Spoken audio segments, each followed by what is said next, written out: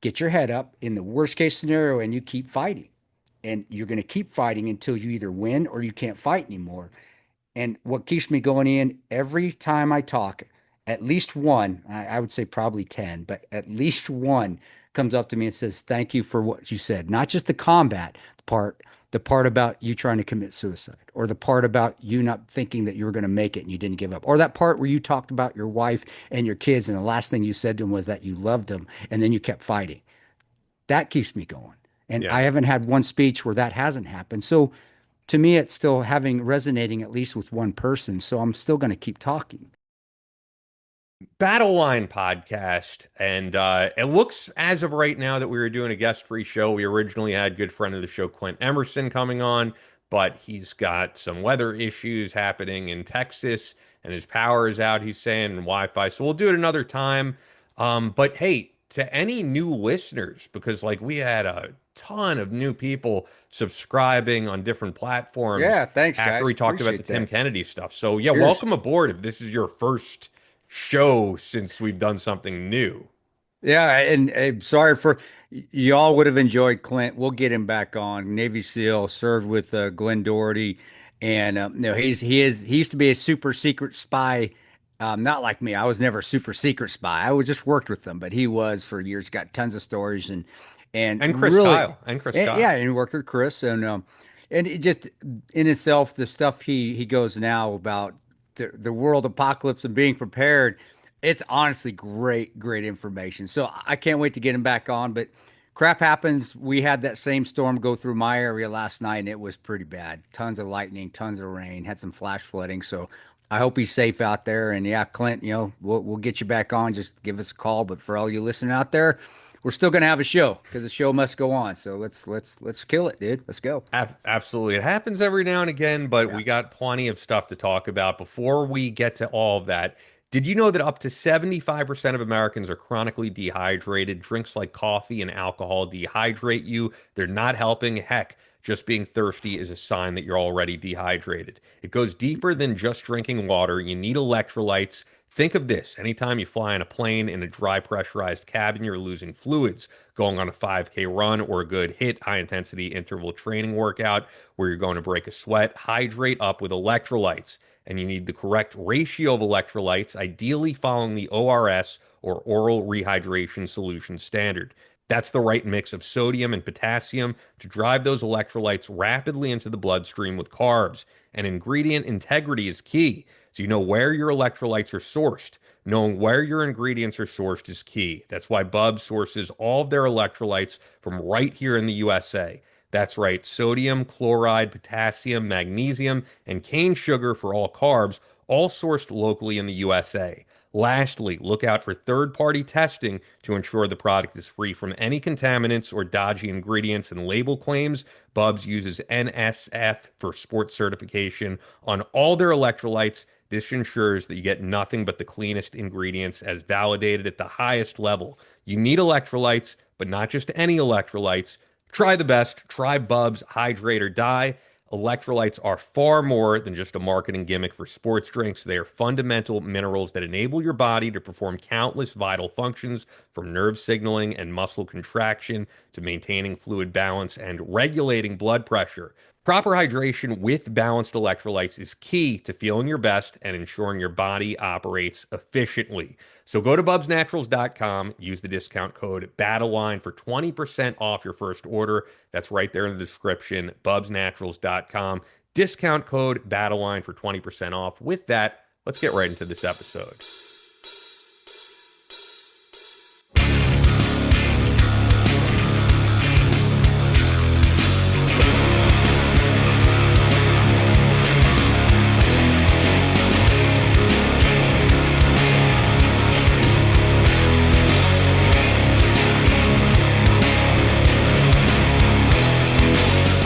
From Kansas City to New York City, from planet Earth to extraterrestrial life in space, a podcast with no equal, engaged in unconventional warfare through your speakers and headphones.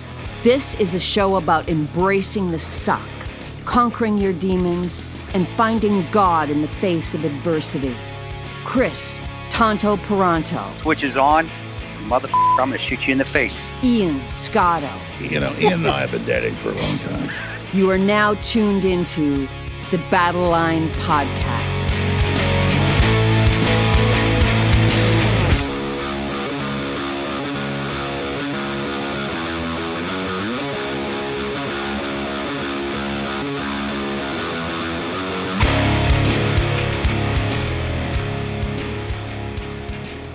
The Switch is on. Battle Line Podcast. Got a bunch of stuff we could get into. But first, actually, before we did the show, I'm always just kind of scouring things we could get into involving people who've been on the show. And I came across a piece of really unfortunate news and then actually a piece of some pretty cool news. So I'll start with the unfortunate. Every now and again, I'm surprised by who likes our page or who's interacting with our page. And I'm like, whoa, had no idea they are aware of us. And sometimes it's that, like, I may have interacted with their stuff and then they followed us back or something. But it's hard keeping track because I think they've shared stuff. But anyway, Malevolent Creation, if you are a death metal fan, and I know there's people in our audience who are, like, those guys are pioneers of the genre. They've been doing it since 1986. We've had people in the death metal genre on the show before. We'd Scott Ian Lewis, not to be confused with me. Hardest working man in show business. That guy is always busting his ass out there. Yeah, they're on tour. Boy, But so for Malevolent Creation, there's only one original member of that band left, which is Phil Fasciana. I think I'm pronouncing that right. And I just learned today, because so the reason I bring this up is they like our page. I've seen them interact with our page, and I'm like, awesome. I just learned today that Phil, the original member, the only guy left of the original band, is actually in critical condition with a severe case of bacterial anemia, and it is like not looking too good. So thoughts and prayers with other band members, past and present, and just because I've seen they've interacted with us, and they're legends of the genre. So how old is he now? How old is he? I'll look it up, man. I mean, he's been at it since 1986. Yeah, he's old as me. Is he in his 50s? I would think say he older, is. probably. Wow, man. Phil Fasciana, he's got to be older than you. I would Man, think. it sucks seeing those, and I'm old too, y'all out there. So you old You're not that rockers old, out dude. there. You always exaggerate how old you are. I'm 55. I'm getting That's there. not I'm that getting, old. That's not. We're getting there. Thank you, Ian. Thank you. Actually, so much. Phil is the same age as you. That's crazy. Well, and 1969. you just, I hope he gets better because I hate to. It's disheartening, man, when you grow up with certain bands because you grow You up. didn't grow. You're not a big death Not him. metal No, guy, no, no. or- But yeah. no, not with him in particular. Because they're but- very underground. I feel like they're the band that like inspired Morbid Angel and all those bands. But you see, what I'm saying is, you see these bands that we grew and these people we grew up with that are now passing away or getting older and leaving, and I don't want that to happen. Which 55? That's way too. Man, that's way too early. It's way too. So I hope he does. I hope he gets better. And it almost does. It feels like a part of your childhood when a band member Was dies. Malevolent Creation a part of your No, childhood? no, I'm calling you out you're right losing now. my point here. Not him. Not. Okay. I'm saying I'm breaking your balls. I have to. over. Of course, that's what we do here, you motherfucker. All right, I'm saying, but when somebody does die that I listen to, what I say, it sucks because a piece of your childhood is gone, and that's why I'm like, don't leave Ian's childhood. I'm going back to you. I feel Yeah, empathy they're not a for part of you, my childhood either, for- but they're pioneers. I would say they're pioneers of the genre. well, they have an effect on you, of course, because you wouldn't have mentioned them if you didn't. Yeah. So so bust my balls away, but regardless, yeah, I hope he gets better. Whether I listen to his music or not, I listen to and they follow us. They're tremendous just for doing that and bringing attention to that genre that I don't know anything about, which you so eloquently pointed out to everybody out there. But at Because least I'm that's not a big awesome. death metal guy either. I know what you listen to. You know what I listen to. Oh, I listen, But I to- respect I'm, them. I'm rocking out to Britney Spears right now. Same here. right now. Actually, we did talk about Britney Spears, didn't we, last year? Yeah, you know what? She had one album that was really great, man. It's I'm trying to think of what the name. It's you know what? If I have iTunes open, yes, I still do What is use it? The iTunes, first guys. Is it the first one? The very No, first no. one? Femme what? Fatale, great album. Femme Fatale, I'd have to look at the songs, dude. great album. But when we're looking back now, and there was a thing on I remember Instagram I was looking at, and when Ice, who is it? Vanilla Ice is it looks badass now compared to what we got. music has really gone put me down. I did a post. I remember I did a post on Vanilla Ice and showed him dancing out there, and He was a it great was it dancer. was He a was amazing. badass. Oh, and it was a badass. And what he was doing is like, but back in my back, he was like redheaded stepchild. You don't pay attention to Vanilla Ice. That ain't cool. But he's freaking cool now. What does that say about the rap, the rap and mu music business on that rap side? So has it gotten when Vanilla Ice is actually a badass now? I mean, I just Well, say, the thing what does with that him say? was because I'm a Vanilla Ice fan, Oh, he could, unapologetically, and that dude could and sing like, I mean, that guy could dance, not sing, dance yeah. like a, oh, he was fucking great. Well, the thing with him is like he did come up in like black clubs with black artists and He was did. respected as a dancer. Then when he got signed, it was like we're gonna put you in these ridiculous pants, we're gonna make you look ridiculous, and we're gonna sell you to like a white preteen audience. Suburban, You know, and yeah. yeah, and I mean, he made crazy money doing it, and I think now he's just himself. Now he's like a dad who just does those I Love the 90s concerts. Oh, and he's a tremendous contractor. I used to watch the show. He had I a saw, contracting show. yeah, He's the actually Vanilla Ice really, Expo, the really Vanilla good. Ice Yeah. Project, right? Yeah, and it was actually really good. It's too bad it didn't stay on long because I thought it was like, man, this dude can build some houses. And what was cool is that you saw somebody that had moved on. Some of that works hard, and I respected that because he moved on from that and became a very well respected, successful contractor, at least from what it appeared on the show.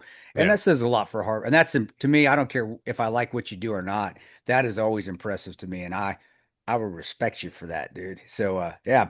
So anyway, I don't know how did we get on Vanilla Ice? We're talking about death You metal and we mentioned got a him. Vanilla. Sorry, man. I just went straight the other way. So there we go.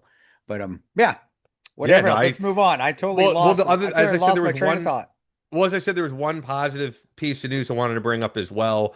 You weren't on that episode. I've brought him up plenty of times, but I saw that Biohazard just put out a new single. And when Evan Seinfeld was on the show with me, I was like, "Are you going to put out a new album with the classic lineup?" He was like, "Yes," and I'm so psyched for you guys to hear it. So it's finally being released October Cool. 17th. Divided We Fall.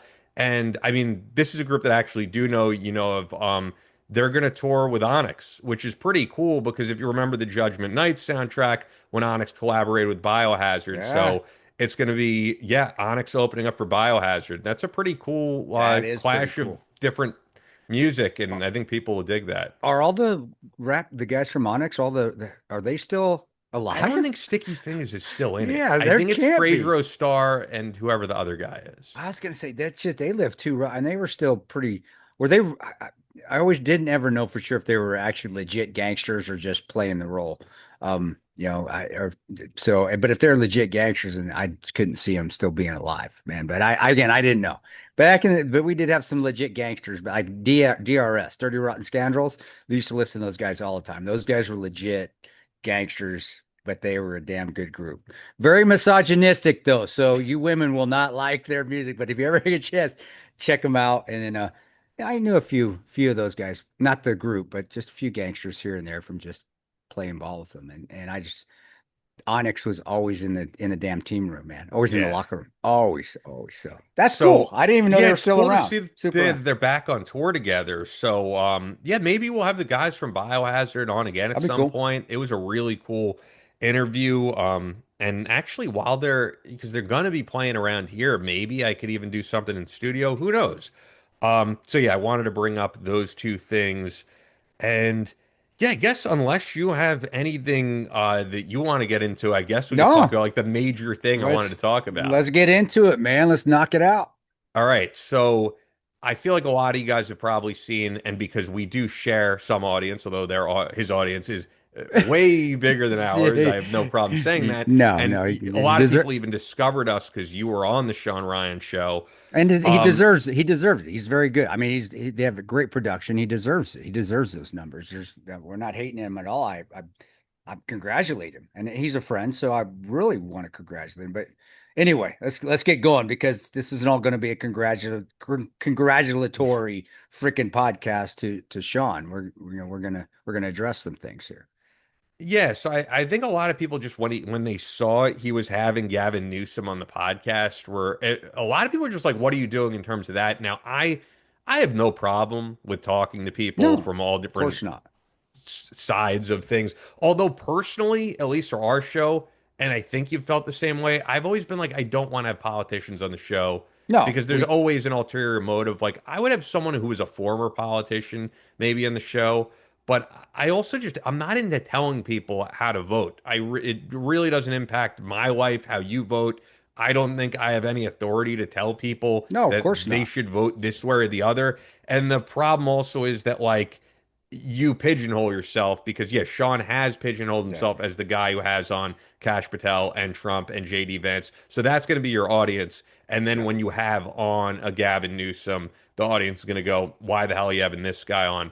Now, I don't have a problem with talking to him, but there's one reason and one reason only why Gavin Newsom is going on podcasts like these, and it's the same reason he had Charlie Kirk on, yeah, same reason he had Michael Savage on. He had on Stephen K. Bannon, who I know from Sirius XM, of course. There's a problem in the Democrat Party right now, like that's been very open that they are losing younger white male voters, and they're trying to say where can we go to get these voters back to our party. And I also think Gavin Newsom is positioning himself as the more moderate guy, the guy who could appeal to people who are slightly on the right, who maybe don't like the options they have in the Republican yeah. Party. I think if he runs against like let's say an Alexandria Ocasio-Cortez, he's going to be like, I'm the moderate, I'm the guy who could talk to these people. So that's why he's going on your show, right? That's first and foremost. I have no problem going on, although I do feel like you should be prepared to kind of combat his views on some things with how Shawn Ryan's views are as a pro Second Amendment guy, Yeah. among other issues. But the problem that a lot of people had, and I completely see where they're coming from, and I know this is something he does because he has a partnership with SIG, he did it with you on the show, is that he gifted this SIG to Yeah. Gavin Newsom, Yeah. and Gavin Newsom's response was like, man, this is so cool. And people would say, oh, you don't seem like a pro-gun He's, guy. And well, he he's goes, not. He's not. The well, state's yeah, but got the way the he's most. framing it, Well, he's like, I am a yeah. pro-gun guy, but I'm not someone who's for high-capacity magazines. He's like, but if you want to protect yourself, I got no problem with that. That's your Second Amendment right. That's why you're And trying then, to go background check. Go ahead. I'm yeah, sorry. no, I'm that's gonna go down all. the So rabbit yeah, hole. I know that like people in California are saying like you should have kind of pushed back, and also there's no like he's like Gavin Newsom, don't like Gavin Newsom. He's an expert There politician. he is. And when you put him in that position of that you're gifting him a handgun, he is going to find a way to spin this in the most positive way possible. And that's what he did. And now he's posting clips from the show. Yeah. And he's like, see, my good friend Shawn Ryan, he knows that I'm doing a great job for California. And then there's a lot of people who are like, they just see those clips and they're like, wow, maybe this guy is who should run the country. Don't be fooled, y'all. California has the strictest gun laws. I want to say I may be off one state, maybe New York is, but you live there. Who knows? But California, I'm pretty sure has the strictest gun laws in the country, y'all. So don't believe that bullshit for a second. And to say that he is the gun friendly, no, he's not at all. We're gonna lose our stuff if he gets into office. And I don't ever see Gavin Newsom ever that happening. He may win the Democratic Party nomination, but he won't win just because California is a mess and everybody sees that. And don't be fooled. But and in Sean's defense, it's a learning curve. It really is. And I will because again, Sean is a friend. And Sean has always been respectful to me, even when we were working together, even though it was very brief. But he was a GRS guy as well, and he came on later when I was leaving a particular AO. He was coming into one AO of operations, and I was punching out, and I never came back though. So we didn't get a chance to work a bunch together on the ground. But even there, we had a respect for, and that's awesome. And he is a friend. So, but when you get into this, and I learned the hard way because Benghazi, of course, was very political. That was huge, hugely political. Both sides loved it because it was just a firestorm, and me and Tig couldn't keep our mouths shut. Tig still can't. Love you, Tig, but you can't. Me, I do a lot better now, but you can't go into a room in that setting and expect to win. The politicians know that game. Adam Schiff, you get me and Adam Schiff in a controlled setting where it's supposed to be calm, he's going to win. He knows because I can't go scorched earth. But if I can go scorched earth, I'm going to win. Which, if you watch the Sean Hannity interview that I did with Adam Smith, who is a politician from Washington who called us liars. And granted, it was a friendly setting. I would think it was totally stupid for Adam to come on Sean Hannity's show to talk to me with Hannity. I mean, come on, I'm going to win. I'm on home field advantage there. But I didn't let him have a word in edgewise. It was, you are a liar. You should. I don't want to hear you don't give me your bullshit. And I wanted to cuss. I couldn't watch the clip. It was from 8 years ago. It was a while ago. But that's the only way to handle those sort of things. But the only reason I learned that is because in the settings where we were doing our testimony, where we were going in front of the committees behind closed doors, where it was controlled settings, if I didn't get aggressive, they won. That because they can out talk us operators. Now Sean is very eloquent. He is. But you saw what Gavin did. He just reversed script. I think Sean was what he was trying to do was fish, which is what we think is the best thing to do because a lot of us will fish against a normal guest and you're going to win. You're trying to get a response out of him so you can go and beat that response. And I think he was But looking he's not a for dumb guy. no, I was saying is that, and I think he was expecting Gavin, and I'm assuming, Brian, but I think he was expecting Gavin to take the gun and be like, "Ew, what is this?" And Yeah, which then, he would never which do. which he would never do. He's a politician; No. he knows the game, And and like I said, the only reason he's doing this is it's very specific. He wants to talk to the younger white male of course, conservative leading audience, and that is where to go. And that's yeah, it actually is. why he's talking to Charlie Kirk and he's talking to Stephen K. Bannon. But the big difference between them is like, look, if I want someone who's a door kicker and all that, I'm going to Shawn Ryan. Someone like Charlie Kirk eats, sleeps, lives, and breathes politics. So you're not going Yeah, to outwit that guy, just like Gavin Newsom is an expert politician. And they're going to actually have like a really good debate. I think Sean is outmanned in that aspect because this is a guy who, for years and years and years, this is what he does. this is what And he's he done. also doesn't really have principles. He just wants to be in power. He wants to get elected. This is his way of staying in power. And it's his way of trying to appeal to this new audience and say, look, liberals don't do these shows. They don't go on here. And But it there's also actually, it's also showing, hey, I got courage. Look at me. I'm going on a yeah, conservative show. And again, well, if Sean ever has something like someone like Gavin Newsom on again, Sean will learn. One thing about operators, guys, and Sean is an extremely smart individual. That will not happen again. And I guarantee you, he'll have somebody on he doesn't again have a because but there's no reason for it to happen again. He already if did what he wanted to do. So Gavin has no reason. He already won. You not know? specifically no, you're Yeah. right. No, I'm saying if he has it on another liberal politician on again, which I could foresee that happening because he wants to show. I'm not going to speak for Sean, but if it was me, I would look back at that episode and be like, "Damn, I lost. Man, I gotta do something to show the world that I know how to handle these situations and to do it again with down the road when it presents itself. You talk about, and I agree with you, not to manufacture something, but Yeah. if it presents itself again, Yeah. and Yeah. he's gonna handle it better. Just like I the only reason I was able to handle the Adam Smith thing how I did is because I got my ass beat, but luckily it was behind closed doors in control settings by politicians for about a year. This is when they were interviewing us about what happened and trying to find Hillary. This is all these committees that we had to go to and talk to politicians. It's because I learned that I could not sit there and debate them because I'm not a debater. We're not debaters. Operators are not debaters. We don't debate whether we're going to kick a door in and go shoot you in the face. We're going to go do it. And you have to have that same mindset when you're sitting, not to literally shoot Gavin Newsom in the face. I did not mean any of that, guys. That's not what I said. That's the mindset of I'm sitting here. I got you, man. You're in my studio, you're in my home field. I'm presenting this gun to you. And then having that setting where you've already done your pre-game plan that you said, okay, if he does this, then I'm going to do this. If he Yeah, I does, don't think the and gun that should thing should have ever been brought. Like, put it this way, all right? I agree with you, dude. We I had agree with on you. I agree with when you. you were in studio, I had on that guy Richard Ostoff, right? Who George Santos stole money from the Yeah, charity that was yeah, yeah, supposed to yep, benefit his yep. dog. And by the way, George Santos any day now is actually going to have to report to prison. I like literally maybe by the time we put this up. Payback's a But bitch, and anyway, stripper's name is Karma. Yeah, yeah. that's But it, man. I bring this up because while all this was going on, I did like tweet Santos. I think he blocked me after it and stuff like that. But like, and I'm respectful, man. I'm not so. You I've are. said Yeah. we'd love to have you on the show. Let's set the record straight. So if he came on, it would be respectful. I would like to have Richard there to confront him about what he did. I would like to hear his response.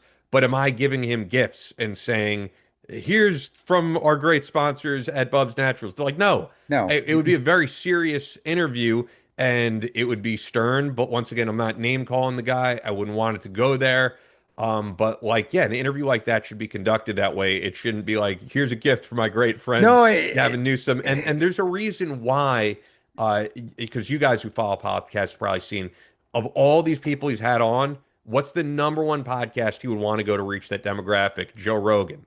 And Joe has no interest in having him on. And the reason why is like Joe built his career in California and he yeah, moved out of there because of because of some of the politics going on there. Gavin Newsom, Probably man. not the gun stuff because it probably doesn't affect him as a guy who can get private security at any time. But I think probably the amount he was being taxed, things like that. And I do The know guys the that are on his private security team. I worked in the Blackwater. yeah. He has a huge private security team, not huge, but he's got operators that I worked with at Blackwater in the early days protecting him. So he's very well protected. But Yeah. anyway, go ahead, But man. Go ahead. but between that, the masking and all that, he was like, this is out of control. And he knows if he has him on, the only reason Gavin Newsom is would go on Joe Rogan, it's not to have a respectful conversation and a meeting of the ideas. No, he wants to reach his demographic. He wants to use that demographic to say, come with me. And Joe doesn't want to give him that platform, because I think Joe gets it that Yeah. the only reason he would come on is to use this platform to attract new voters. And I don't want to do that because this guy is one of the primary reasons that I moved out of that state. And he also knows that this guy is going to just say whatever the audience wants to hear. It Yeah. won't matter what his Yeah. policies are. And look, Joe is a guy who's plenty of liberals on, right? Joe is a guy who has on Bernie Sanders. Yeah. But I do think, truthfully, to me, like I think Bernie Sanders is a totally genuine guy. You watch interviews of Bernie Sanders from 20 years ago, Yeah. he's the same guy. Saying That's the who same, he is. same He's the same socialist shit. socialist, right? Yeah. Like Yeah. Gavin Newsom, I think if he could get elected as a conservative, he would do it. He would say, I'm a conservative now, pro-gun, pro states' rights, We, whatever. And if you he know could get that. elected as a liberal, he would do the exact same thing. So I think that like he's not a guy who really has principles. So That's my maybe he's going to switch parties. Maybe that's why on Sean's show is, hey, I'm gonna be a conservative now, and then it works, man. Then it's then all's fine and dandy. But getting back to your and you make great points, and I agree with you. Sean made a mistake. At least off part of the interview mistake. Having him on, I don't think is a mistake, and I agree with you. We'd have Gavin Newsom on too, but it wouldn't be that. I wouldn't want to have Would you, politicians on. you're talked about in Sean's genre though. That's Yeah. his genre is not Yeah, just I just wouldn't politicians, want but people to be like, "You had this guy on. You said he was a good guy, and then you got me to vote for." Like, I've seen too much of that. I don't want to tell people how to vote. You know? I wouldn't. I hate politicians. I wouldn't say any of them are good guys. Politicians hate me regardless of the party. They do because I tell them like it is. And but what I'm getting back to is I do think Sean will learn from this. It's early. You make mistakes in this public figure world. You do. You make them, and hopefully they don't bite you in the ass. Tim Kennedy, he made a fucking mistake, but this is going to I bite don't him even in want the to ass. compare these two I know. things. These totally different things. There's huge. I'm talking about mistakes in the public Yeah. figure world. That's what I'm getting at. I'm not talking about what the mistake was. I'm saying mistake. Tim made a fucking monstrous mistake, but we won't beat that dead horse. We already hammered it. You guys can listen to that episode, hear what our opinions are on it. Sean made I don't think it's going to bite him in the ass, but I also think knowing Sean, he's extremely, extremely intelligent. He will go back, and I guarantee you it will, if So you don't bust my balls, you motherfucker. If he ever has someone like Gavin Newsom on again, he won't do what he did. He will readjust, re-aim, and refire, and he'll hit the target this time. And but sometimes, and I say this to everybody, and I even have put it in the Ranger way. Failing is just a step towards success. You learn from it. How many times, think Apple was Steve Jobs, and is that Apple? I always Yeah, forget. yeah, you got it. I mean, how many times they fucked up, and they changed and they fixed themselves, and look at how Dude, successful I that company remember is. when I was in middle school, you brought up a totally different topic, but I remember when No, I was in middle yeah, school go ahead, go ahead. and one of my teachers was like, yeah, Windows is monopoly. Apple will never be able to compete with them. The stock price was in the dumps. Yeah, I And remember things that. change, man. Things change Like more than you would think. like that, and just mistakes, and then correcting those mistakes. 2 steps forward, 1 step back. Um, the gun thing, he didn't get the reaction that he was expecting. I'm assuming. I'm assuming. Maybe, I mean, he still put it out there in his social media, so Well, maybe he was fine with it. And maybe he really likes Gavin Newsom. I mean, like, maybe he just really likes the guy and he doesn't see this as a yeah, mistake because I'm not in his head. I don't know what he may you're be a right. big fan of him. Maybe I don't see that. I don't know how that could be with California in the Because Gavin's dumps. putting up isolated posts and he's saying, like, Sean said, I'm doing a great job in California. Hmm. I ain't got it. I got nothing. Yeah, I don't think Gavin being, and also just being out in California, just even recently, in Yuba City, and talking to people out there, because guys, I don't just go there and speak and leave. I actually sure. sit and take and have conversations with people. And then, when I'm pulling up to the Hampton Inn there in Yuba City, and there's chickens running around everywhere, just like when I used to do work in Mexico, um, and things aren't where they need to be. And no, nothing against chickens, guys. I'm not prejudice against chickens. I love them. I think they taste good. But when you're going in these areas and it doesn't, it looks a little dilapidated. These areas that shouldn't be looking dilapidated are. Um, how can you say he's doing a good job? And and also we've got the fires that are still not being addressed. The whole, you've got out there, you've got, again, the strictest gun laws on in the United States, the strictest gun laws in the planet, to be honest with you. You've got the riots going on, and you've got all the politicians up there getting in front of ICE and trying to actually impede the ability of them to work and do their job. How can you say you like the guy? I don't, there's nothing to like about him. And you're right. Just looking at him and hear him talk, he's a two-faced motherfucker. How can you, the dude's full of shit. He's going to say what he's going to say, what fucking he wants you to hear to get elected. But that's a politician for you. He is a true Yeah. politician. And they also have Adam Schiff out there who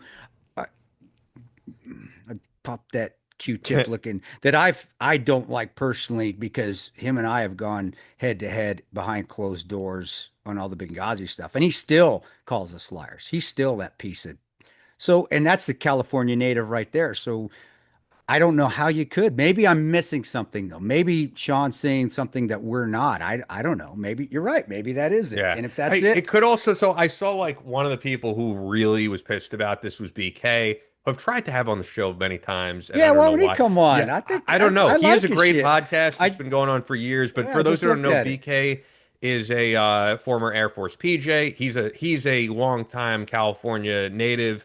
Loves San Diego. I mean, if you go on his feed, his whole thing is like tanning, going to the beach. He has no intention of moving, but he'll be one of those people to tell you, I hate the politicians here.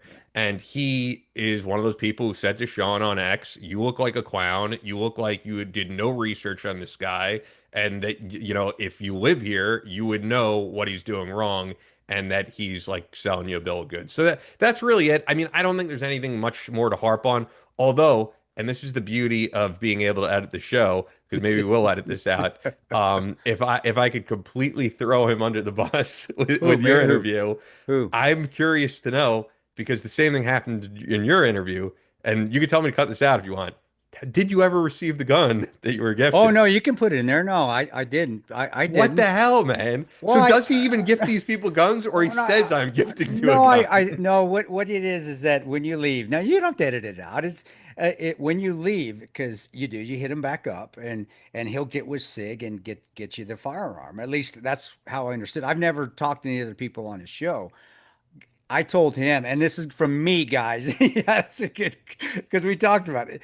I told him because I'm not a SIG fan. I don't. I have one SIG.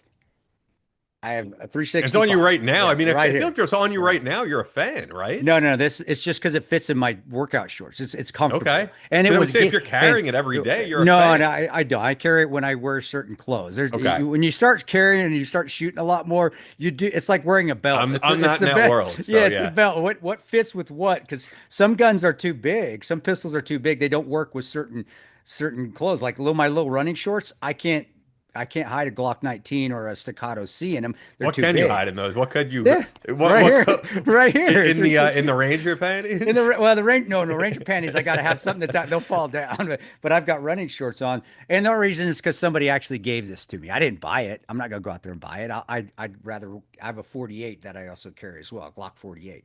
But anyway, um, what went on is I have enough guns. I don't like people giving me stuff. I don't want to. I know people are like, well, how can, I told Shawn, I said, buddy, he goes, hit me up if you want the gun. I go, bro, I got enough guns. I don't need it. I don't want it. I'm not a big full size fan anyway. It was cool. The gesture to me was cool. I thought the gesture was awesome, but no, I never have gotten it. But in Shawn's defense, I told him that I didn't want it. Okay. And for I didn't know anybody that out part there, of the story. well, So, it would be good to know because from other guests that have come on, because you're supposed to hit him back up, and then Sig will send it to your FFL. That's what he told me. do you think Gavin hit him up or he was just like I got the clip that I No, wanted out of I this? think Gavin got the clip that he wanted. I think Gavin Yeah. knows. I think Gavin would shoot himself in the fucking foot if he. I think Gavin knows two shits about a pistol. I think Gavin played it perfectly Yeah. as a fucking perfect politician. But that POS is full of shit. No, he ain't got the gun, and Shawn, I unless he knows something, and you made a great point.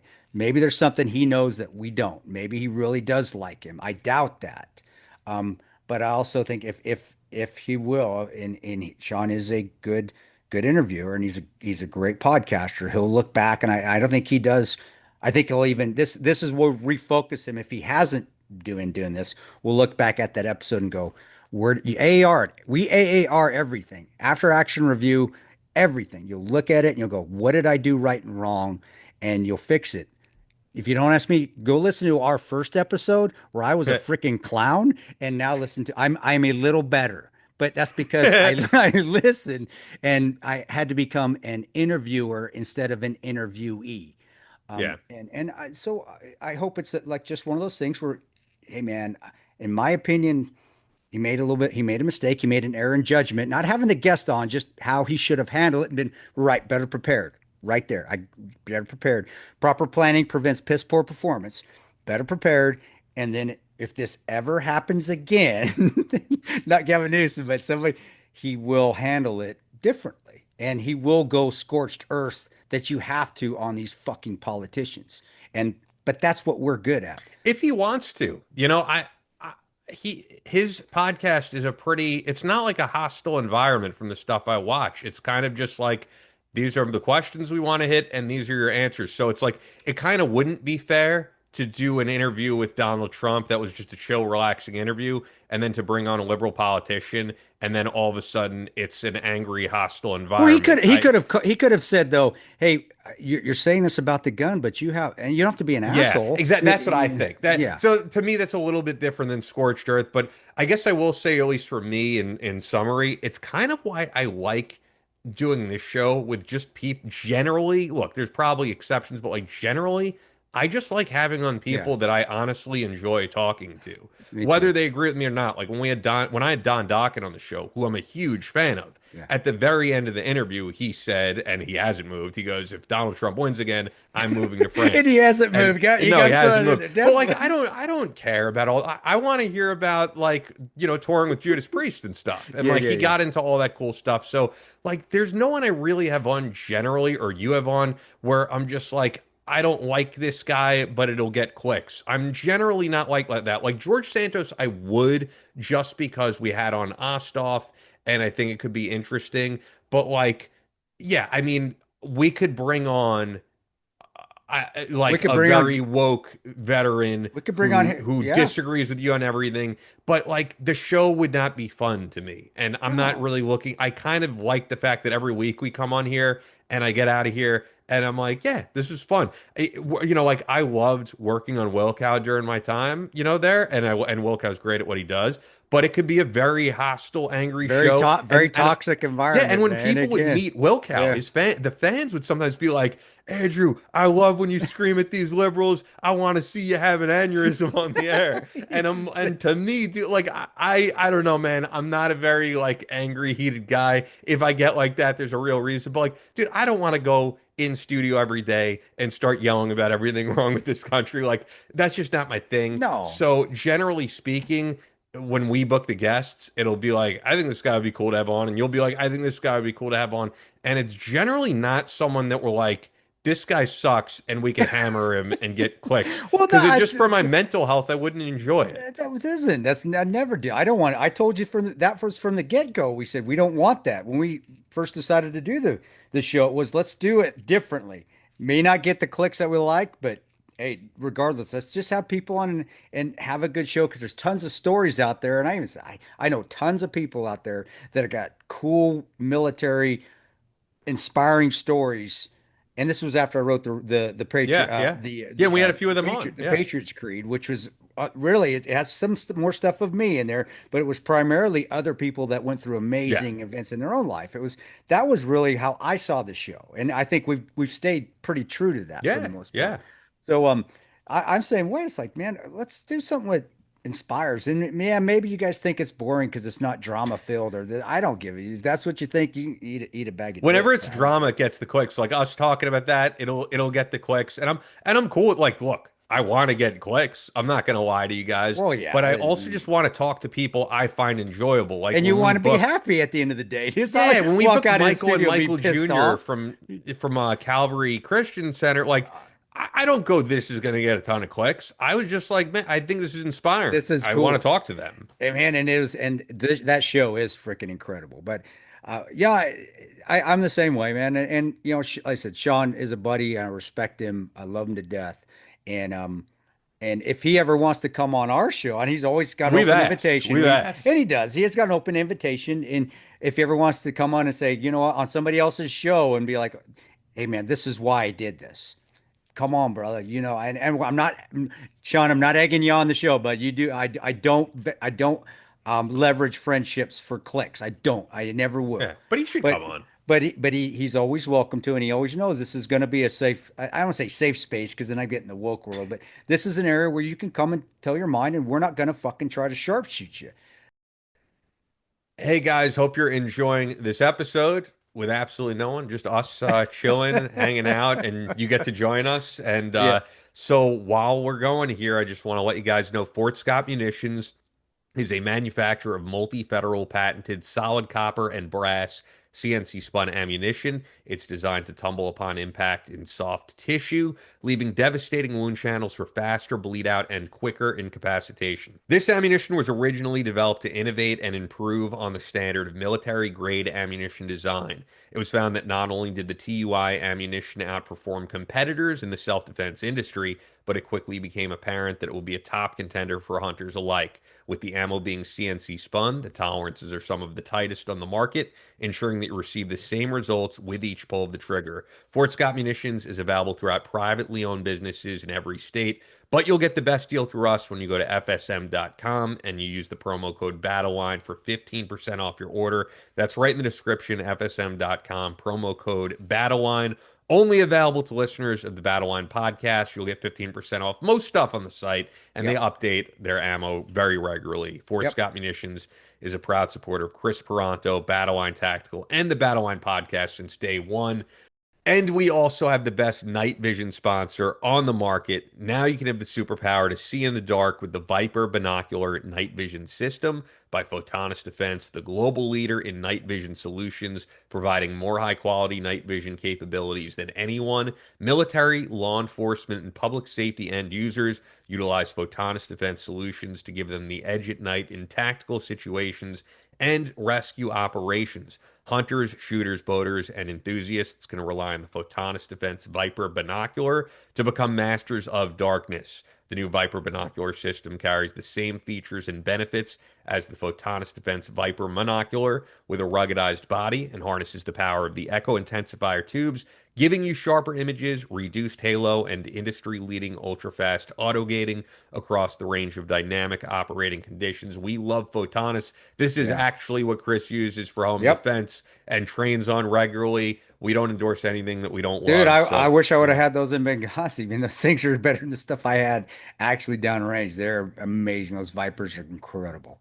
And Incredible. whenever we have Phil and Sean on, I mean, the Yeah, technology just keeps I getting better, know. and they're Mm. up on it. So, yeah, visit photonisdefense.com for more information, or look for Photonis Defense product options from your night vision dealer. Photonisdefense.com. Back to the episode.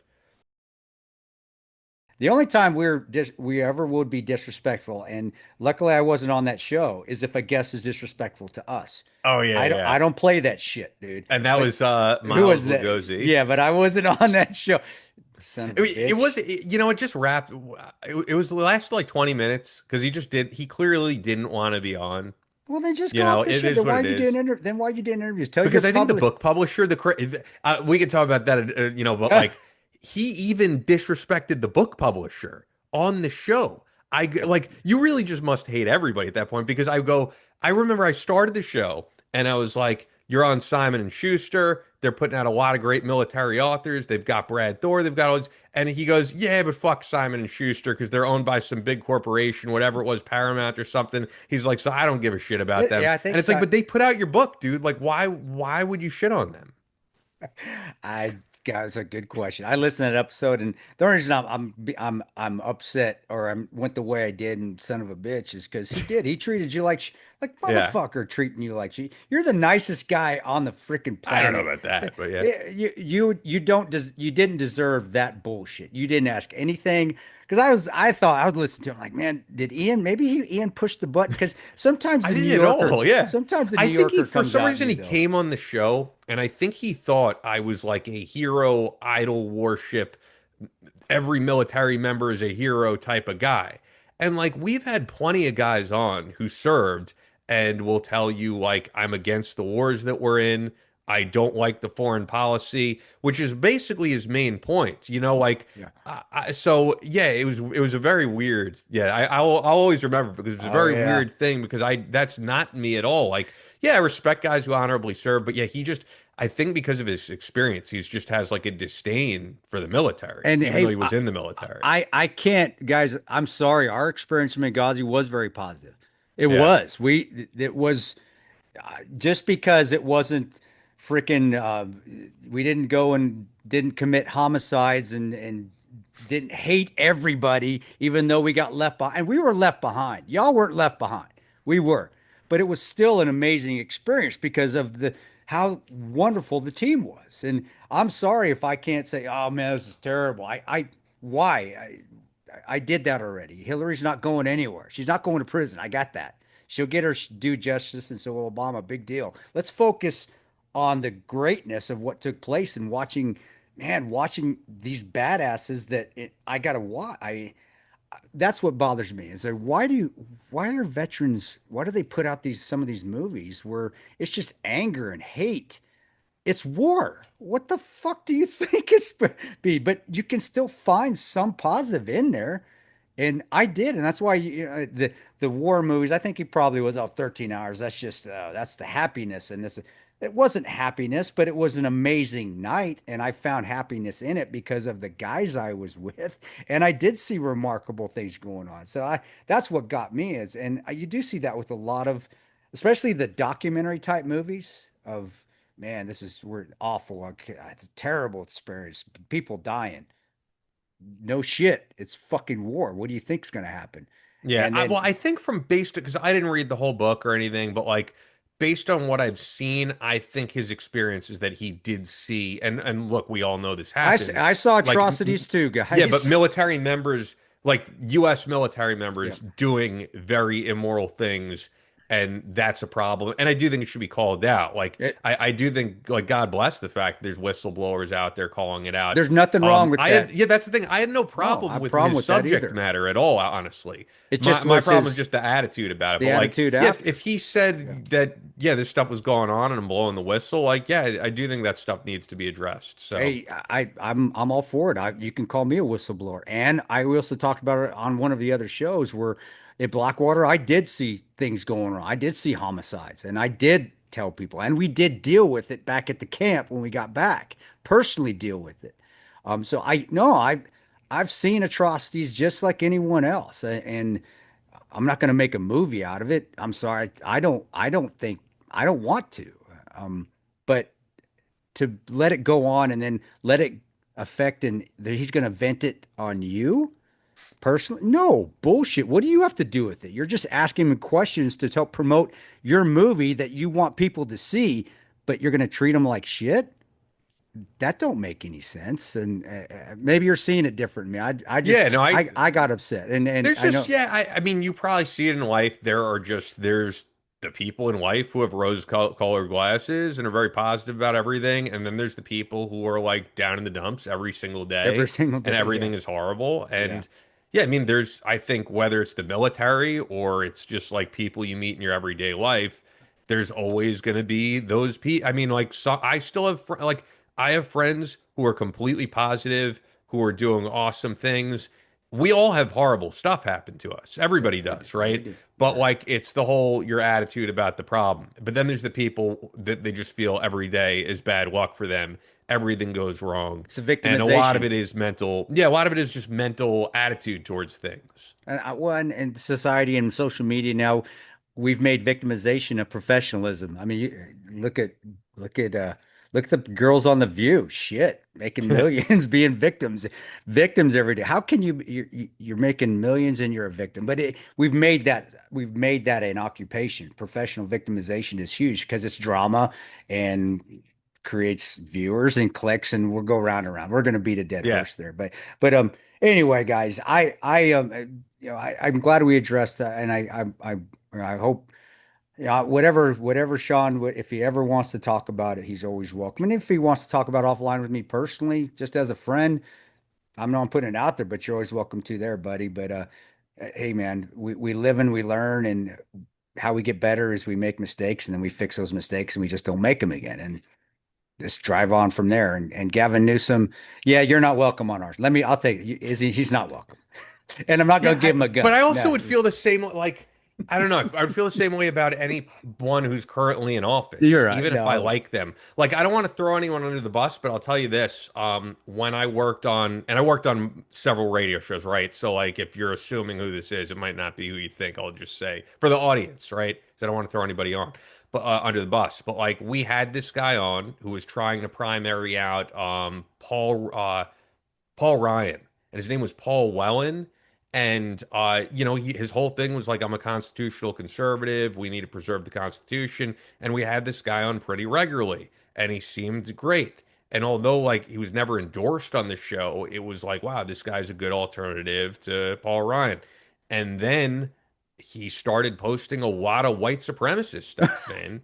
No, he did. And he never Wow. presented himself that way. And And it turned out he wow. was, like, so that's why I would never want to go on and be like, this guy's solid because I don't know what the You hell don't they know. really Yeah, believe. you don't know. Like, dude, I've Yeah. said it before in the show because it's funny we were talking about him before to go full circle. Like, I voted for George Santos because his platform was better than the other guy. I didn't know You anything didn't know about any of him. that. Yeah. So, and how many people do? Honestly, how many people when you vote for Congress could you really be like, I know this guy and he's solid? We just kind of look at the platform and you're like, oh, that's a good platform. Or that's not probably not even most people. Most people It's just just go, oh, party this guy's line. a Republican. Yeah, It's this guy's a party line. Republican. This Yeah. guy's a Democrat. Like, dude, for all you know, he could be like a child molester. Like, a lot of times you really have no idea.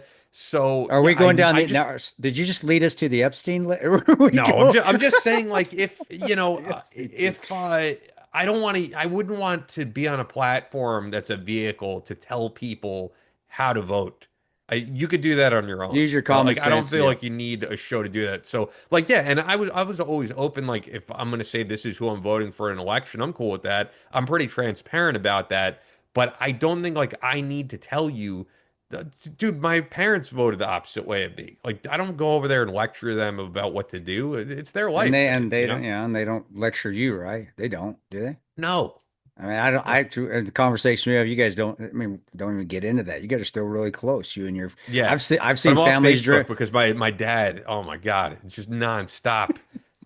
He's one of those people who just posts nonstop about politics. I was like, this is getting embarrassing. Still, I'm off here. So I haven't been on Facebook in many, many years. your But dad used mainly to because do my that. dad is embarrassing to watch. That's He does. actually why. He's one of He those does. boomers just posting about politics all day. All the time. I remember I used to he used to come on mine because it was the podcast and it gets shared on mine and I'm like, who Scotto? Holy shit, this is Go his find my dad. dad now His dad. if you're Yeah. listening. Yeah. To wrap it up, y'all, for unless Ian's got anything else too, I don't even no. I feel like we just wratti up that well, conversation just long ago. I mean, this for isn't like, dude, he didn't do a terrible thing. He didn't like whatever. It's clickbait content that I wanted to talk about. Like, I feel like you're giving like a State of the Union address on this. wait, I know that's good. I thought it was fun. Either we're going Yeah, down rabbit holes. All you 30, 20 something and 30 somethings though that think that Gavin Newsom is on the level about guns, he's not. We don't have the viewership, but if you do listen to the show, he is not. He's full of shit. You vote for him, you're gonna lose your shit, guys. Just ask everybody out there in California. I just want to put that out there. There, yeah. clickbait, right there, done. But yeah, man, is anything like because like I said, we had No, a show prepared with Quint, but is we'll anything get him on. cool going on around you lately? What have you been up But to? I'm just recovering. You see my face. I mean, it's going back to old mitt face when I was out in the sun. I used to be called Nice. that was my second call sign because my face gets all leathery from being out in the sun in Iraq.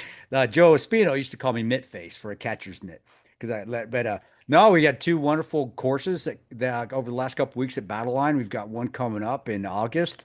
Home defense, it's awesome, man. A lot of simulated training with medical stuff. I'll also do some close quarter defense stuff, CQB, CQD stuff, for one day. And as you get a little bit in, it's just fun. It's good, and it's been wonderful because we've gotten new people to come in that are new to the gun community, or some that have stepped away from it and now want to be reintroduced to it. And we had wonderful 2 days. It's hot, dude. It's 90 degrees humidity, I Yeah, mean, it's 90 been degrees and very 90 degrees hot here humidity. too. Yeah, but I'm back to jogging. Back to running. I'm back to wearing some body armor again out there. Just wonderful Midwest time. Nothing else Dude, other I than that. I went for a run the other day in like probably like 90-degree heat as well, which I hadn't done in a while, and it kicks your ass. And It's I sauna. know I already did the read, so it's not, but I'm gonna mention it, man. I come back, I have that hydrate or die from Bubs, and like that is the best after a run. I did And the berry flavor. I love that. and So we I'm have not bullshitting you guys. Like, no work. every now and again there's like a sponsor. Do you really use it? Like, I love that stuff. So truly, bubsnaturals.com. Promo code Battleline. The berry flavor is Well, great. The lemon flavor is great. I love that stuff. I'm glad you mentioned it because we have a bag out. We have Fort Scott Munitions sponsors our courses. Love these Yeah. guys. But Mama Craft, Chris Craft, she always brings us out a big goodie bag for all the students, all the participants. Yeah. But Yeah. yeah, right there in the corner, we always have a huge thing of Bubs Naturals, hydrate or die. So I yeah, love that it stuff. obviously worked because I had nobody got heat exhaustion out there. So it Yeah. obviously works. And it was no shit, 90, 95 with 90% humidity. We're out there all day shooting in the rocks because hot rocks right down there. And no, wonderful, wonderful course, man. And I love when people travel and come in from. I mean, there was a couple that came in from Chicago, and it means a lot. And so we'll got more coming up though. Battle Line Tactical, check us out. And yeah, really, that's all I got going on. Speaking events, a lot of speaking events because this is a busy time of year for me. Is the fall. Yeah. I'll start getting real busy again. I'll be in your neck of the woods speaking at kind You of said in your neck. Massachusetts, right? Well, I have one in Massachusetts and one in Ocean City, Maryland. So, Yeah, Massachusetts probably a little closer. is that It would closer? be cool if we could do something. Like, I'd have to see how close because it's funny. I have now. I don't even. You can't see it back there, but I have like the lavaliers, which are really nice, man. I really like because I've been using them now, and I have like the cam, Yeah. and I could do like if I'm out there, we wouldn't even need a studio. I could literally just meet up with you and do a show. So, And but I that's don't know why how close you would be. I'll get you the it's not Boston. It's it's at a yacht club, so it's obviously on the water somewhere. I'm looking at it right now. I mean, but it's September. The only thing is that week I've got one in Vidalia, Georgia, which is Savannah, and then I got to fly all the way to California, So you're Anaheim. flying, Well, I which is got no rare ch for I you. know I got no choice because I got to speak in Anaheim the next day, and then I fly all the way back to Massachusetts. Okay, So so I'm like, actually here's some podcast fodder then. all Is right, that there was a point of you doing the podcast where you kind of made it clear you were really burnt out of doing the speaking yeah. engagements and it was affecting your mental health.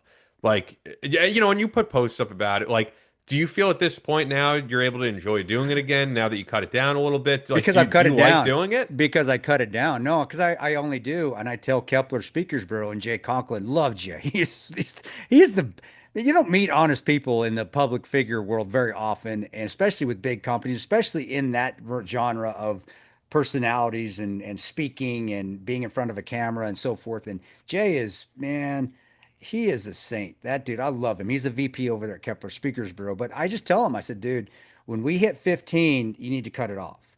If if we want to go above that, then we need to get it, call me and we'll talk about it. And since we've stayed within the 10 to 15 realm per year, yeah, I mean, you can tell, I can tell just when we talk that much better headspace. You can't keep reliving trauma as much as, and I've spin it, and I do, and I do not spinning it accidentally. I am being Yeah. positive on it. No, I find there is positivity that comes from combat and war and experiences, but regardless, I'm still reliving, and I am completely reliving. I don't use any PowerPoints. I don't use anything artificial. I'm just up there talking, reliving that night and the trauma that was some of the trauma that I learned from Iraq and Afghanistan, just being at Ranger School, being an Army Ranger, being thrown out of the military the first time. It takes a toll on you when you talk about it 60, 70 times a year and you're away from home. Because when I come Yeah. home, I've still got a young son that I can still be a dad to. And that's what, Ian, buddy, I tell you what, that has been the greatest thing in the world.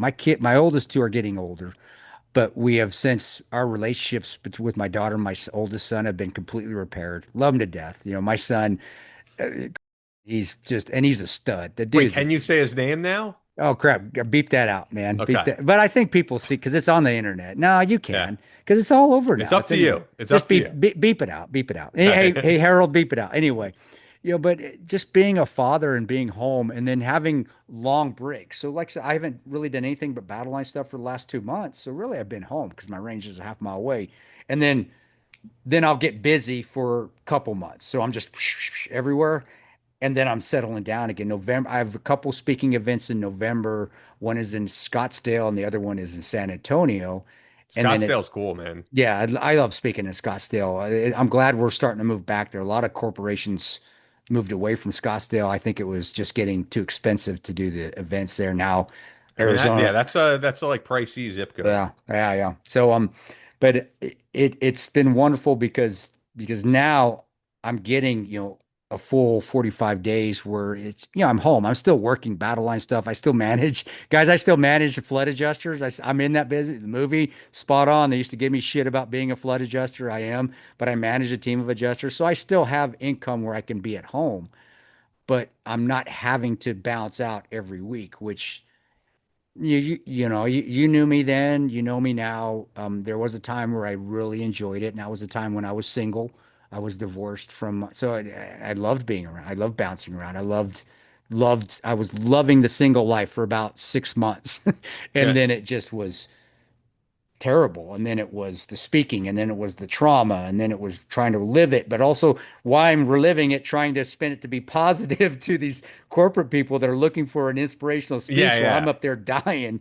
But Yeah, you have to now pretend, I guess, that you're in a good headspace and you're really not. when you're really not, but keeping it down to those levels, 10 to 15. Um, yeah, and sometimes they'll get up to 17 or 18 if there's a couple events that are nearby, and or if I can bring my family with me, like if there's one in Naples and it's a good event and I can fly my family with me, it's like a paid vacation. But for the most part, but I've been doing wonderful, and I'm going to keep it within that space between 10 to 15 ish of until they just end up. I thought they would have dried up a long time ago. I can't believe I'm still doing this for now. It's going Well, to you're be good at it. So, almost 10 years. Well, thank you. I'm better, hell of a lot better than I am on this podcast. That's what Ian's no, here that's to, not true. but, Well, but, I don't yeah, think I've said it before. I don't think I would be a good public speaker. It's totally different medium, man. Like I right. feel like radio is just it's just hanging out. I'm not a guy who likes being the center of attention on stage. Like I'm not comfortable in that setting. That's not where I would thrive. I think I know what I'm good at and not good at. You're good at, Like well, you're good at this. You're really yeah, and good, I have no man. So problem saying that. But like it's something like that, I don't think that's where I would thrive really. I think it's cathartic. it's a different medium. And you know what's funny though that I would say because I think I'm the same way as you in that like I do like having a routine and I think I thrive in a routine, even though we're different in that I've been single the whole time and done this podcast. Like you're married at Yeah. home with the kids and everything, but it's kind of funny because when we have like these band members on, right? And you're like, oh, I got to do these speaking engagements 17 times. I You're know. like, And dude, they're, someone like Corey Taylor, like they're flying to Australia, then they're flying to Europe, and it's like, or like it was actually funny to come to think of it when I had Edsel Dope on the first time, and he kind of made it sound like we're wrapping up here, and then it's like you see Static X is on tour with Guar, and then they're doing a tour with Mudvayne, and like they never stop touring. well, like And Scotty the and tours Lewis also too.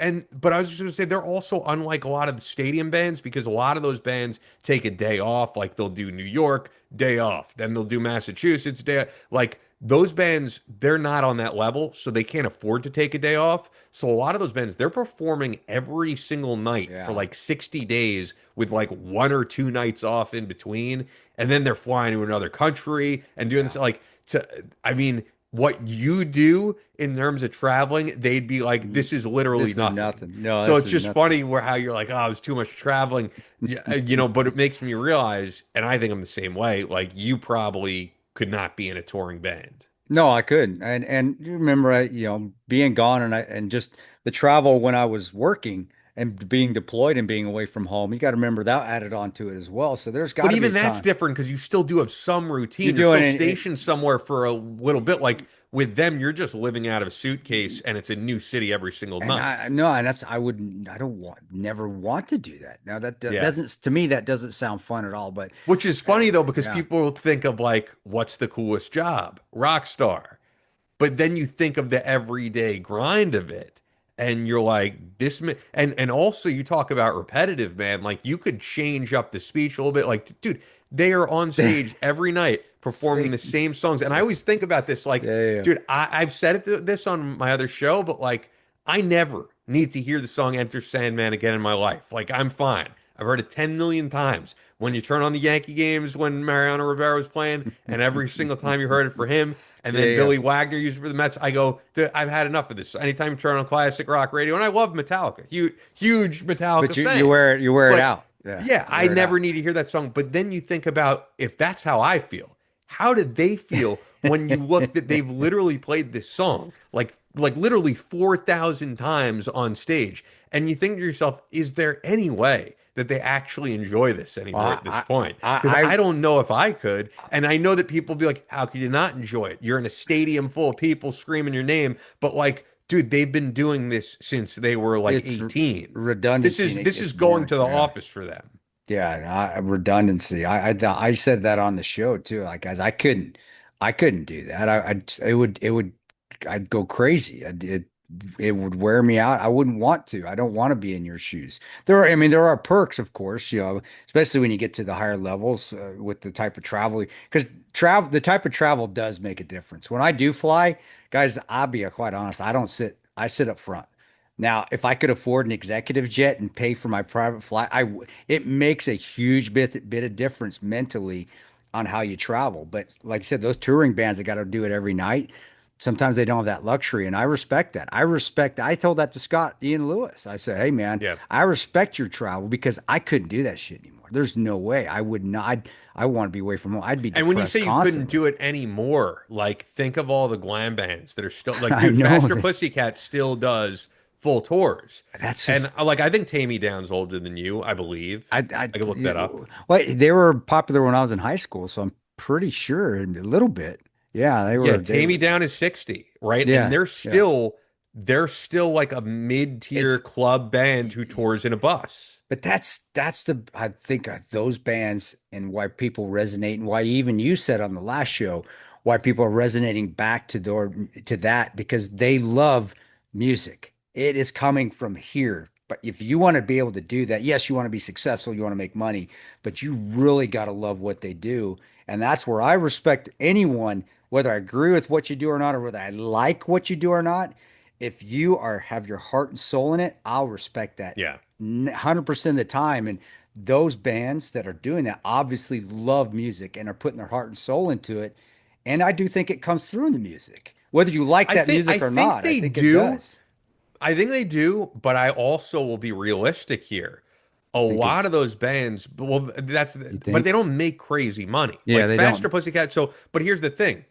A lot of those bands took off when they were like 18. So Yeah. all they've ever done is been in a touring rock band, right? So if you're now 50 something, dude, what are you going to do? What are you Are going to do? you going Play to golf work at every Home day? Depot Yeah, or are yeah. you going to continue to be in a touring rock band? Because like even those guys, you could be like, oh, they could do something else in the music industry. Like they don't really have the name recognition at this point that people want them to be a songwriter or something like that. Like their options are kind of either be in a touring rock band because that's where at least the money is to stay stable, or get a regular everyday middle class job. And I think like after you've It would be experienced hard. Yeah. being on stage touring with these awesome bands, like it would be very hard to just be like, I'm gonna be a cashier at a No, you're right. You couldn't do it. CVS, Yeah, you which is could. what you would be doing. You couldn't do it. You'd have to. You do. I mean, you do what you're good at, and if you somewhat enjoy it, or if you have to rationalize it and be miserable out doing it, but that's what's going to bring the money, and then you got to do it. I've not for that many years, but I have been there where I don't want to go on stage anymore. But you know what?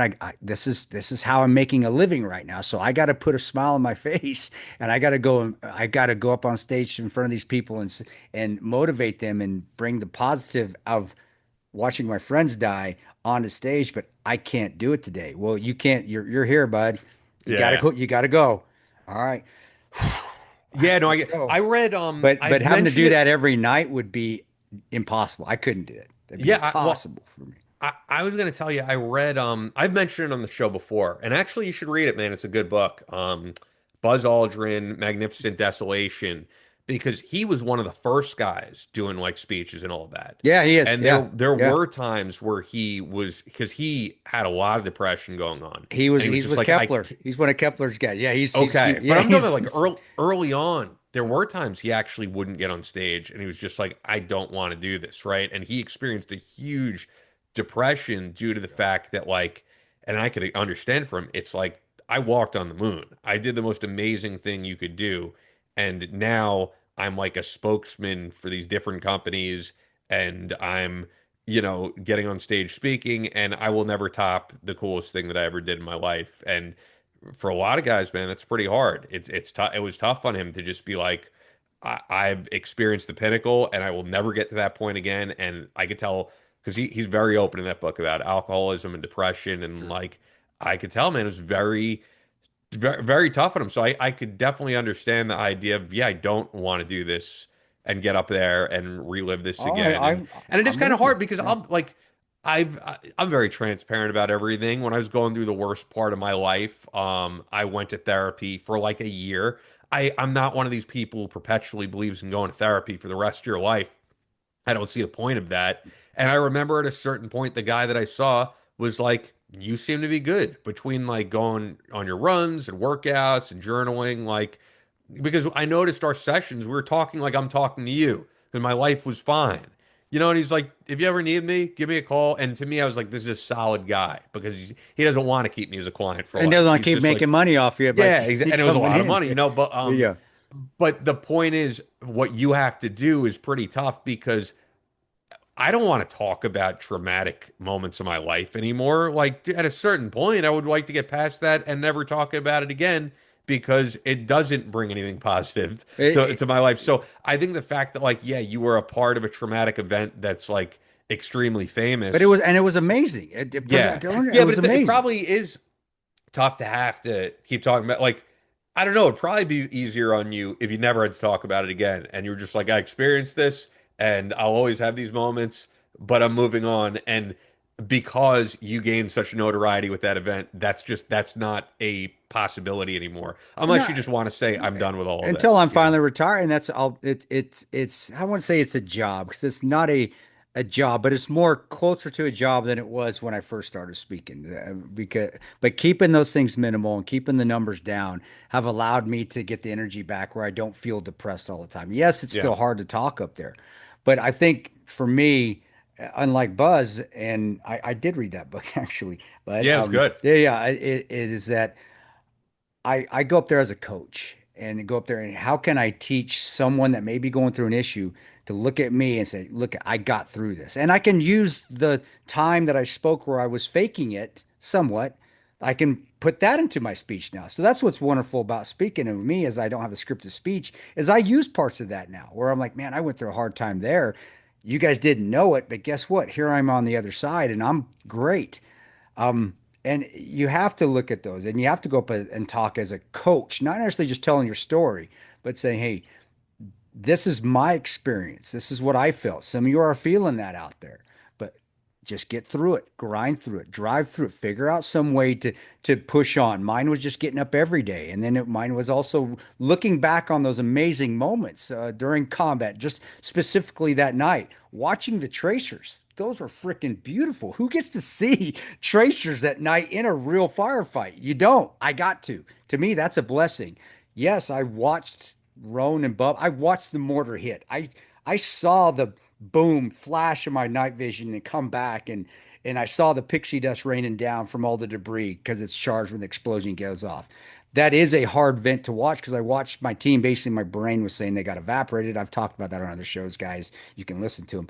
But I also look at it like, whoa, that was awful to see, but it was also something that people, many people, even those that have been in combat, will never see.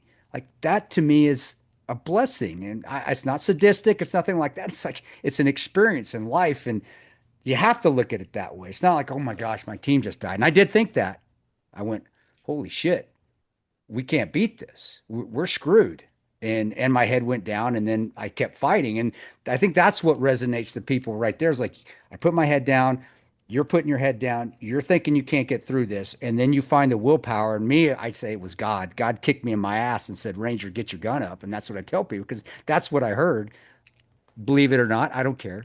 But what I'm trying to say is get your head up in the worst case scenario and you keep fighting.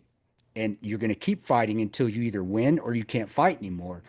And what keeps me going in every time I talk, at least one, I would say probably 10, but at least one comes up to me and says, thank you for what you said. Not just the combat part, the part about you trying to commit suicide, or the part about you not thinking that you were going to make it and you didn't give up, or that part where you talked about your wife and your kids. And the last thing you said to them was that you loved them and then you kept fighting. That keeps me going. And Yeah. I haven't had one speech where that hasn't happened. So to me, it's still having resonating at least with one person. So I'm still going to keep talking Yeah. until there's going to be one day, yeah, probably in my 60s, like everybody else, when I hit I can collect my Social Security age. What is that, 65, where I am going to finally just say, I'm done. I'm retired. Maybe, but everyone says that. Think of I know. every band, right? Like every because I always related to You're no, music, but but we like, just talked about that. You're dude, right. You're right. I have Kiss behind me. Do you think Ace Frehley thought he would still be touring? And apparently Ace owes money to the IRS. That's why he's still touring. He's been Damn. open about that. But You know what I love about Gene Simmons is that fucking dude was fiscally responsible. I love yeah, that about Gene Simmons when I watch him him and stuff. Paul, I think, well, the two. It's always been the two guys who were a mess, and then the two guys who were like business minded. And yeah, it's true. You know what? So the last thing I was going to ask you about all that, like, has it made a difference the fact that when you first went on the circuit Yeah. was when actually, and from the time I met you to first doing this public speaking is when you were plastered all over TV, right? Yeah. So Yeah. I'm sure, like, even just traveling at the airport, it was like, let me get a picture because that was the height of your notoriety. Benghazi was the biggest news story.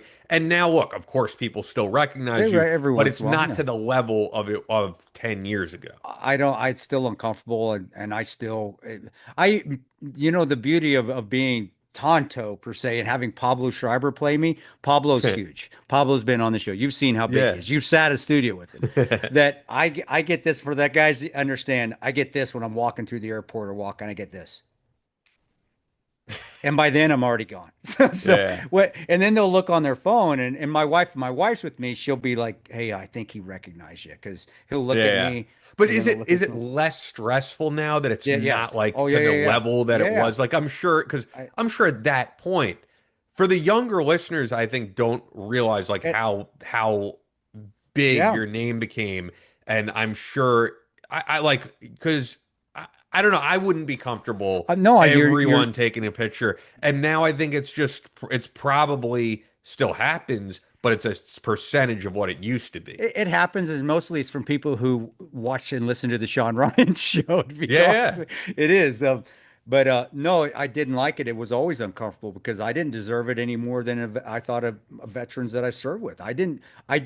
The only thing different about my story is you found out about it there, and that's what again why we do the show. A lot of it is the show is because I want people to know that there are like Kirk Spradley. You got guys out there that have done things just as remarkable, if not more, and you've never heard of them before. So, but to answer your question, yeah, it's nice. I like to, I'm not a public figure. I'm not someone that anything special. I did my job. I do believe have great intestinal fortitude and strength. I think my life has shown that more so than some, more so than most. That's not a special characteristic. That's just I was raised that way from a picker, an immigrant grandfather from Mexico and grandmother, and my father who was raised very, very poor. Um, but that's just how I was raised. That's not a special trait I was born with. So to be honest, yeah, I do. I do just being normal. And that's what I say. That's why I live where I live. Because I can, people just they may see there's like today, hey Tano, what's up at Yeah, but Walmart? I think I don't I think like dude, if I you lived in New York City, no one bothers anyone. No, and that's New York City. I can get lost. I didn't ever have a problem with that either. You could get in. Yeah. Nobody But I cares mean because like you know what it like A-list celebrities walk around New York City and don't get don't bothered get if they're in the right neighborhood. I do enjoy and that's in New York. You're spot on. Yeah, You you walk don't have around. to Yeah, live in the middle of no, nowhere no. for to like live a normal life is my only point, you know? Well, and I like the space and I like the Yeah. slow pace. I like rural America. Look at my hat, dude. Oh Come on, yeah, that's no, a I thing. know. But I just But don't yeah. no, The you're reason I ask though that I well, even think of is but I yes, I agree. I do. I enjoy the anonymity. I always enjoy. yeah. My job was anonymity. Who'd I work for? The job I was doing before all this happened. You had no idea that I'd come back from Baghdad or Iraq, and I didn't tell Yeah. Baghdad or Kabul or Kandahar. You had no idea that I'm not going to say what I did. Well, I did. I've sent. You had no idea that I just ran over a freaking motorcycle IED bomb rider, whatever you want to call him, and crushed him before he set off and almost killed. Yeah, but that was the romanticism of being at the CIA, and I think that's still that way. You have that romanticism. You have that beauty that it's secret. And I Yeah. grew up watching those kind of shows, man, being that secret agent, and you kind of feel that way. But um, so I love the anonymity, and then I don't have it as much anymore. But it's not bad. It's not bad. But It's it's it's not a to the blessing. level it was because I was just gonna say the Never. reason I ask is because so I've never experienced it at all, right? I mean, it's funny, my voice every now and again will get You got to recognized. get. Yeah, you do. And by It's every now and your again voice. though, I mean like literally two or three times. I know your voice from soft rep radio, like that was a big one at one point. But like, dude, two or three times a year, like and not to the level of you. But when I think of like the mega celebrity and the life they have to Yeah, live, it's pretty crazy. So I once couldn't. again, I relate everything to music. It's just how I am. I remember Tommy Lee wrote this whole kind of op-ed type thing where he talked about a really shitty experience where he said his mother died. He went to go pick up flowers, and the person was like, "Dude, I'm a huge fan," and they wanted to talk about Motley Crue the whole time. And they're like, "Can I take a picture?" And he's just like, "Dude, I'm picking up flowers for my mother's funeral. Like, I don't want to take pictures right now." Yeah. And he wrote a whole thing where he was like people will say, and I understood where he's coming from. Some people will read this and be like, "Wow, Tommy Lee's a dick," but I understand where he's coming from in this. And he's a dick on other things, but not on this. He said people will say like, I went to go see you live. I bought your albums, and then you'll run into me, and it'll be like, man, I supported you. Like you owe it to me to give me an autograph, take a selfie. And he's like, quite honestly, I don't owe it to you. No, He's like, I owed it to you to make music that you enjoyed. But like, I don't have to take a picture with every single person who comes by me, especially when like I'm picking up flowers for like the worst possible at the thing that worst could possible happen to time in me. my life. I Yeah. have no interest in meeting with a fan right now. And like for the average person, they'll go, what a dick. But you've never experienced what it is to be on that level of fame And that's, where every two yeah. seconds of your life since being a teenager, everyone wants to take a picture. And now more so because that was before everybody had a phone in their pocket. And so, yeah, I know people will go, well, you signed up for this gig. Not really. Like, I don't think anyone knew how crazy it would be at this time. Unless you become famous right now, like, I don't think a guy like Clint Eastwood signed up for that. He No. necessarily, you know? So, And, you know, you're right. Now, I've never be the Tommy Lee, Motley Crue level of famous ever. And I don't ever want it, but I never will. So I don't have to worry about it. But also you got to remember the people that also come to me. It's a little bit of a different audience because sure. you're having people come up that love the military, love veterans, try to be respectful and to veterans. It is a little bit different. So But I'm you even getting, said, I think it was with Holly McKay, you even said in that piece where it was the woman who came up to you and yeah, that's said, thanks happened for speaking your twice. truth. But you said at that time, I remember you saying in the piece, you were like, I didn't even want to talk to anyone. I didn't, and that's just good Lord saying bringing somebody in there to say something to me when I just and I it was going and like I of course I'm not Tommy Lee because if I was Tommy Lee I couldn't walk through the airport let alone but I'm walking through the I'm walking through DFW and I mean the hat's down to here just leave me the fuck alone my headphones are in when the headphones are in you leave people alone at the airport that's an unspoken rule headphones are in leave them alone I'm walking in I'm pissed I'm angry things are things blowing up at home. I mean, they're destroyed. I destroyed them at home. And I'm got to go to another event. And I'm just running coast to coast from event. So I'm just trying to catch a plane to go somewhere else to talk, to try to inspire somebody while my life's going down the toilet. But I needed that. And we see signs from God. God's signs come into our life all the time. We just don't Yeah. see them. We don't try to. And if you take a second and look, and that's honestly what happened. It was actually, I think I was heading home for a little bit of like a day break or something. I didn't have much, and I was thinking about killing myself. And it was don't stop talking, don't stop telling the truth. I believe you. And that was all she said. It was the nicest old lady. She was the sweetest heart. And she put her hands on me, like old ladies do when they want to get close and they don't want to violate your space. So they don't want to hug you, but they put both their little hands on your arm and it was something I needed to hear because it was killing me. And I was doing a lot of the media. And the media, you've been in the world. You know the media, they want that clickbait. I'm going to choke out the president moment. And they're looking for it. So they're trying to stir up shit. The only one that didn't was that did in this whole interview that I've ever had was the very first one with Brett Baer. Nicest guy in the world. Best hair and best hair in media too. But that's what I needed to hear. And so I get, when Tommy Lee or somebody says that, I used to, and I think I've said it on a show before. I used to be like that one fan, like, fuck you, you owe it to him. But then after doing even just a tenth of what they do and being recognized a tenth, I understand that now. I never will say that again, ever, ever, because it is hard. And you're going through things in your life and you're still just a normal person. You're a normal dude that goes through hard shit and things affect you. And money doesn't make up for all those traumatic emotions that you go through. And money, I mean, unless that's what you base your life on. And I was making a little bit more money at that time, but I was a hell of a lot more miserable. Hence, why make less money now, but I'm a lot happier. And Yeah. there's that trade-off. Now, you make good points, and I mean, this turned into a good conversation. I didn't know even Yeah, where we we're didn't even going know that where we were route. going, but Yeah, no, you're right. yeah. Like when I think of the people who make so much money that they're like, the Oprah Winfreys of the They're world, where like the movie theater's in your house and the gym is in your house, and yeah. like, dude, I like human interaction. I I was at the gym today. I see people that I regularly see there, have a conversation for a few minutes, like.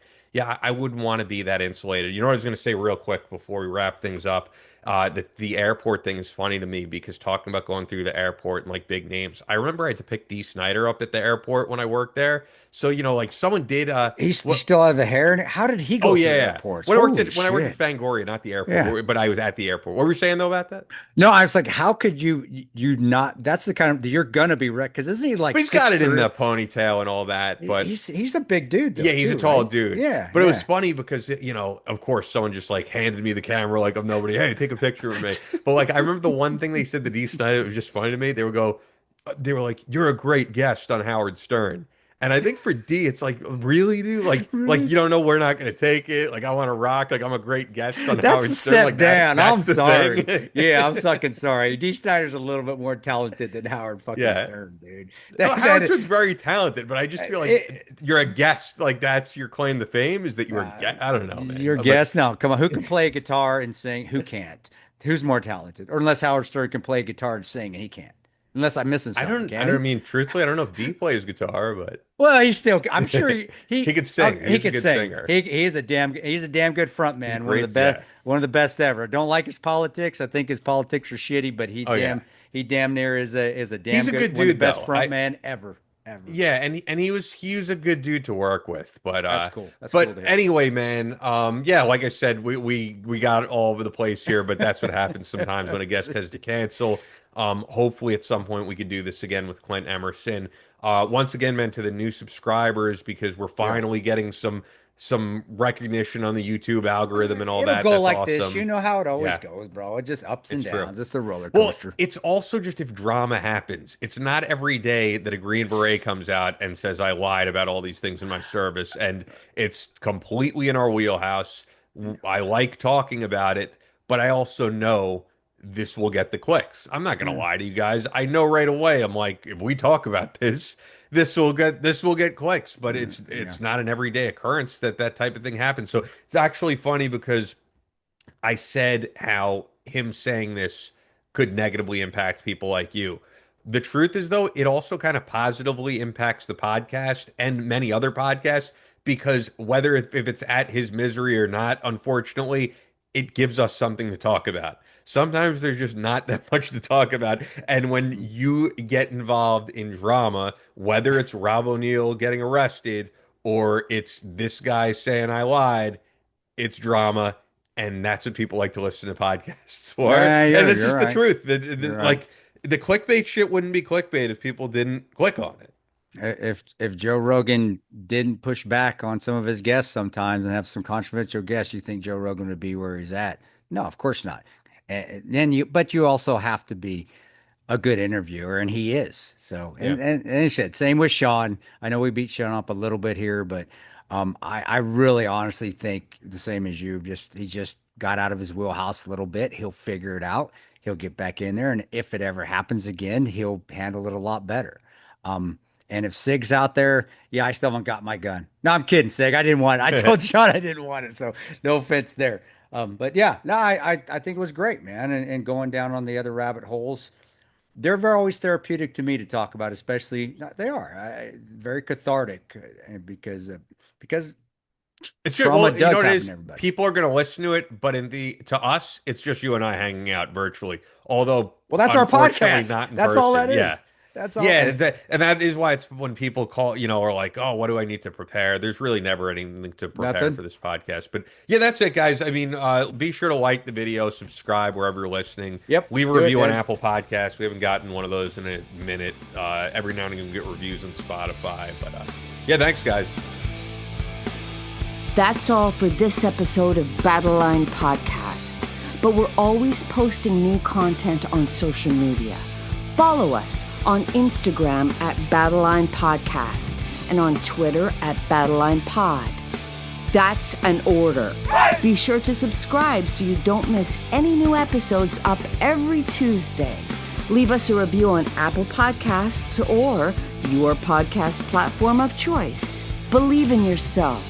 Face all challenges head on. And as always, never quit.